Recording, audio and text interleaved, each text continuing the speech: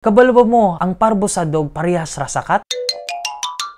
Taas pa kayo ang gidebatehan sa mga scientist ug mga doktor, pero ang ending halos parehas ra sila ug parehas ra mga symptoms na ginagawas. Mao ang kaning virus gamikos-mekos na lang ni sa dog ug cat. 1 gram na tae na infected ani na sakit makapuyo ang 1 billion na virus. Mao ang kung pwede pa kwartahon ang tae dato na kaita.